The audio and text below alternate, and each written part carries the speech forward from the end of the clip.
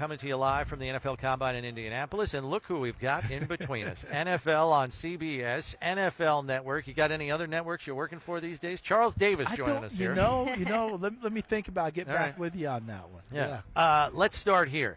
I want to hit the rewind button a little bit because I know you were at the Senior Bowl all week. Yeah. So who for you was the most impressive prospect for you at the Senior Bowl, and who was the biggest surprise player for you in Mobile? He wasn't a surprise, and he was extremely impressive. Quinyon Mitchell, cornerback out of Toledo. Not a surprise in terms of I knew he was good. If I want to use the word surprise, that good. Oh, okay. You know what I mean? So a corner picks a corner. Well, if you saw me run, you know I was a safety, and that's why I'm jealous because those corners can fly. But just his ability to take on every challenge that week and want to go against the number one guys and to not just hold his own but to win more times than not. He was that guy. A kid got hurt, and I'll come back to another one in a second, but a kid got hurt, Rasheem Ali, the running back out of Marshall. Okay. And it was terrible because he was really starting to have a big-time Senior Bowl week, and that was a bummer. Absolute bummer because you want to see him in the game. I want to see him in the game, but he ruptured a bicep, and it could cost him draft status. It could cost him where he ends up going and being a free agent. Talk about a guy coming out. It was Darius Robinson. Yeah. He emerged for me. Mizzou. I like him. Mizzou. Yep. He emerged for me because I watched him work at edge. I watched him work down reduced at defensive tackle, and he did both of those in the one-on-one drills and the team drills. I asked him today, I said, this is what I observed. I observed you growing in stature and confidence that with each day you got more that way, and you started being the first guy on the line, wanting the best guy. And he said, I think you're right. Because it wasn't he was hiding in the back, but he realized he was, what do we say nowadays, that guy, right? And he was like, he'd stand up in the line of scrimmage, he'd look across like, send me a tackle, send me your best one. It was important for him. Send me a guard, send me your best one, and he would go. It was important for him to go back for his senior year at Mizzou, and it made a difference. He developed, right? Huge difference. Sometimes patience can be rewarded. Yeah. Sometimes you can do it. You know, you're in the 7th grade and you want to go to the 8th grade dance and you get asked and your mother says no and you're upset. And she says no because you want things to happen in their time. You want to mature and be able to handle it. Does that sound like a personal thing? It kind of happened? No. Yeah, I think it did. But anyway, moving right along. Thanks, Mom. You taught me a good lesson. Yeah. Charles, you have such a great pulse on the NFL, covering this league for so many seasons. The Bills hired Joe Brady as their offensive coordinator. He was their interim OC in the second half of last season. We saw some good things from him. He has some familiarity with Josh Allen. So what does the familiarity with a quarterback like Josh Allen do for a new offensive coordinator who's still very young in his coaching career?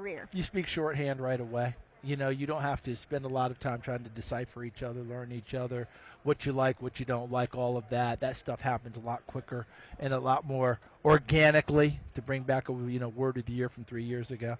The big thing that I thought Joe Brady brought was an understanding of his head coach. That was my impression from the outside in. His head coach is a defensive coordinator who is also a head coach, and I haven't met a defense coordinator yet that does not want someone who can run the football, okay? I've not run into those guys, all right? It's the rare one. Now, I've run into defensive coordinators who become head coaches that hire guys that pitch it around because it drives their defense crazy, but they also want them to be able to run the football because they want to be able to control clock, help their defense, do all those other things. And I thought Joe Brady played that masterfully down the stretch. He wasn't kowtowing to Sean McDermott. He wasn't trying to, I hope I get the job because I'm going to run the football. He realized that helped the football team, and it did in a big way. James Cook really blossomed as a runner. What number of games? 5, 6 games down the stretch. Yeah. And by the way, who ran the ball more effectively against Kansas City in the playoffs? Buffalo ran it better than anyone. And scored more points on that defense than any other team. Than any other team. So that was look, you're a twist and a turn and a bouncing ball away from advancing on. That's the hard part. You had them at home. That's really difficult. But I think that Joe Brady and Sean McDermott fit. I think it's a good match. And now I'm looking forward to seeing Brandon Beane continue to develop that with extra guys and extra talent there. And one more time, Brandon Beane, you're going to punch me dead in the face. Big running back. Big running back. Continue to have that. I love having Cook, but I still want a thumper that can come in and give you 8 to 10 carries. But I want a thumper. All right, I'm I going to like flip that. it over. That, by the way, Braylon Allen, Wisconsin. Just throwing it out there. Okay. All right. And flip it over to defense here because I know we're tight on time. Knowing the defensive scheme for the Bills is largely going to remain the same, even though you got Bobby Babbage as coordinator now.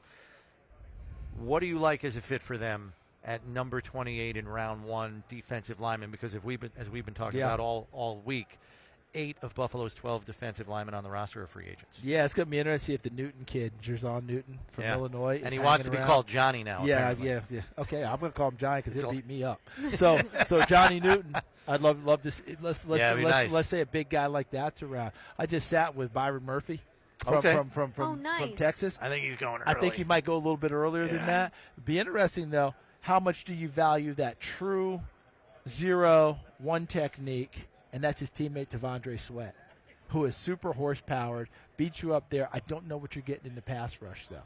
Right. But you're you got Ed Oliver for that. You got Ed Oliver for that. So maybe a guy like that, you might not have to get him in the first round. You get him in the second round. Yeah. So a player of that caliber comes to mind for me. And then I'm always thinking about the back end for you. Because, look, Christian Benford is giving you play. Dane Jackson is giving you play. One's a 6th rounder, one's a 7th rounder. Okay? Kyer Elam, your 1st rounder, I thought played his best football somewhat in the playoffs, but it hasn't been as consistent as they've wanted. What's going to happen there? Trey White coming back from injury again. Getting those corners solidified will be a big deal. And I know the safety position is also a spot. I just want to tell you, the guy a little bit. Yeah, a little bit. Kid I've fallen in love with is out of Utah, Cole Bishop. Okay. I got to look at him. Fallen in love with Cole Bishop. Traffic cop type of a guy. Classic free safety who will set your defense and clean up everything that comes through with good tackling. All right. All right, one last one for me before we break.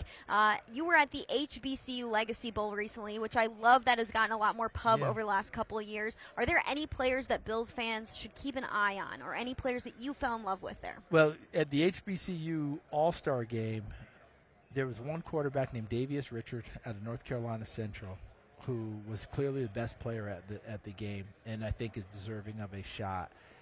Dislocated his ankle on the first drive of the series of the game, and that was terrible to see him go out like that.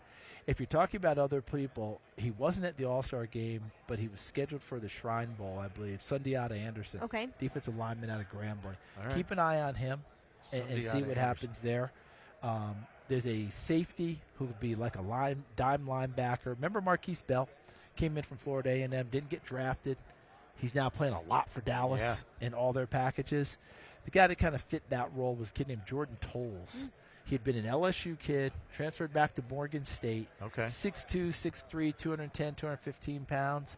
And he said, well, you know, we're doing with those safeties now. We're turning them into linebackers in a lot of cases.